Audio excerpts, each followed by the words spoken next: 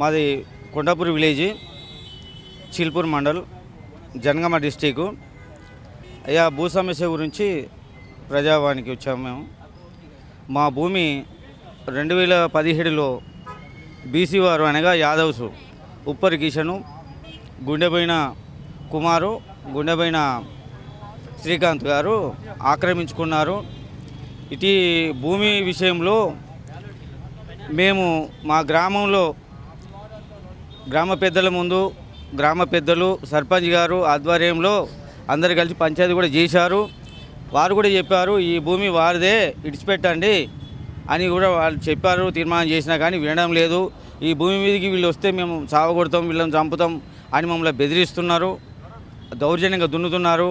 మేము ఎంఆర్ఓ గారి దగ్గరికి కూడా పోయాను, ఎంఆర్ఓ గారికి కూడా చెప్పాను. నేను చెప్తే వాళ్ళు ఏమంటున్నారంటే, వచ్చి చూశారు, మీ పేరు మీదనే ఉంది ఇది భూమి, ఓకే మేము కాదంటే లేదు, కానీ ఇది మీరు ఫీల్డ్ మీద లేరు కదా, మేము ఎట్లా దున్నియాలి, ఎట్లా మేము మీకు పట్ట ఎట్లా చేయాలి అని అడుగుతున్నారు వాళ్ళు.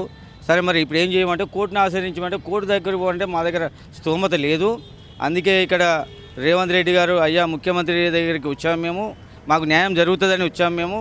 అది మా తాతగారి వారసత్వ భూమి. అది మా 1954లో మా తాతగారు రెడ్డి వారి దగ్గర తీసుకున్నారు భూమి. అది పట్టా భూమి. అది ఇది భూమిని బీఆర్ఎస్ కార్యకర్తలు, బీఆర్ఎస్ ప్రభుత్వం ఉన్నప్పుడు ఇలాంటి అన్యాయాలకు పాల్పడ్డారు.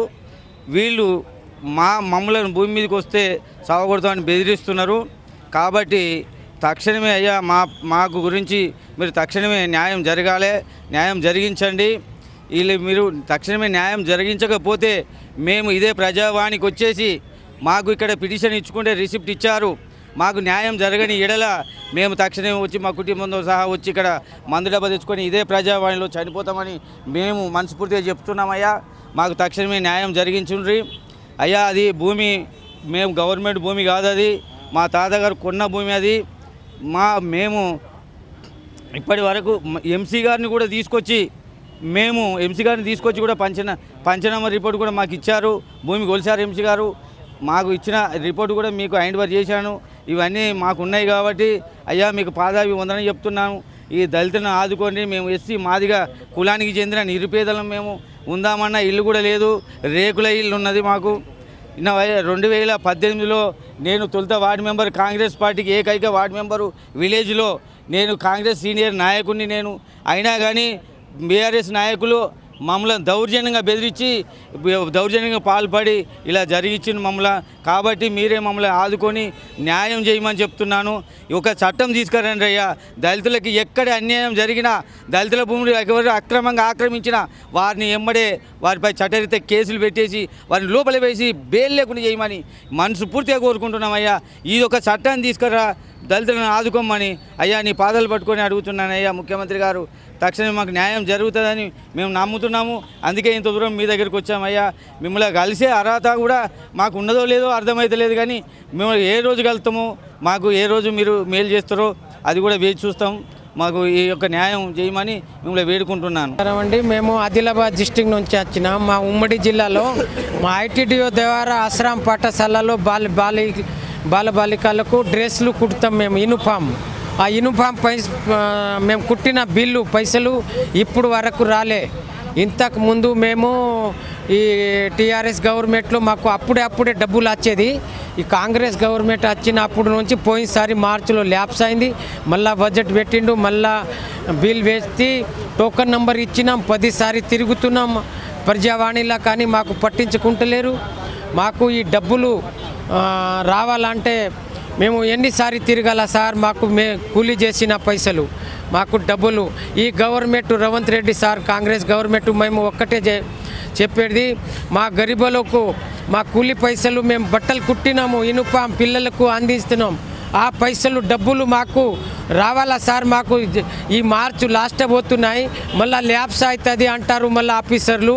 మాకు వెంటనే మాకు బాగా ఇబ్బంది అవుతున్నాయి. మా పిల్లలు వీళ్ళు మాకు లేవర్కు పైసలు కావాలా, అందరికీ ఇవ్వాలా సార్?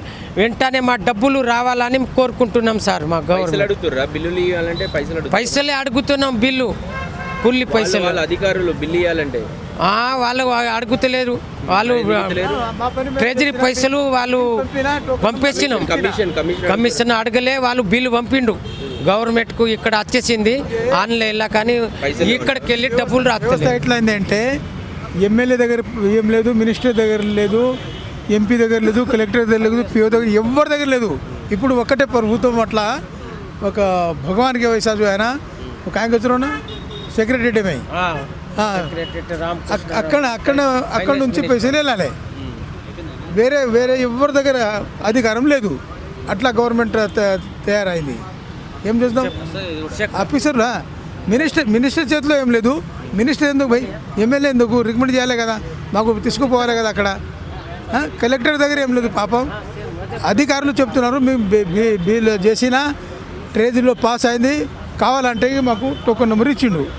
టోకెన్ నెంబర్ తీసుకుని నాకు అర్థమైంది పైసలు అక్కడ నుంచి రిలీజ్ అవుతాయని టోకెన్ నెంబర్ తీసుకొని అమౌంట్ సహా తీసుకొని తిరుగుతున్నాను. ఎవరి దగ్గర లేదు. వీడేం చెప్పారు మరి, పంపినా ఫైనాన్స్లో పంపుతున్నాను నేను, ప్రతిసారి పంపుతున్నా, మా దగ్గర ఏమున్నాయని అంటున్నారు ఆఫీసర్లు. వేస్ట్ ఇటుకి మరి ప్రజాభవన్కి వచ్చి వేస్ట్ మరి ఏంది.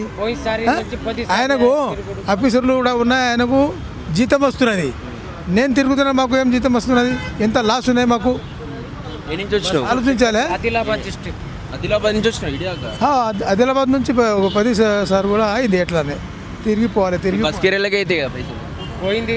మాకు రావాల 2 లక్షలు 3 లక్షలు, కానీ అది పోయింది. డబ్బులు కిరాయికే సరిపోతలేరు, అది పోయిన సంవత్సరం నుంచి తిరుగుతున్నాము. గతంలో పేదోళ్లకు మాజీ నక్సలలకు ఇచ్చిన ఇండ్ల స్థలాలు, అందులో ఇండ్లు కట్టుకొని ఉంటున్నాం. కొంతమందికి 59 కూడా మాకు అయింది. అయితే ఏదైతే ప్రైవేట్ ల్యాండ్ వాళ్ళు ఉన్నారో ఓనర్లు, ఆ ప్రైవేట్ ల్యాండ్ వాళ్ళు వాళ్ళ ప్రైవేట్ ల్యాండ్ కొలతలు వేసుకోక ఏదైతే మాకు ప్రభుత్వము పేదలకు ఇచ్చిందో ఆ స్థలాలకు వచ్చి డిస్టర్బెంట్ చేస్తారు.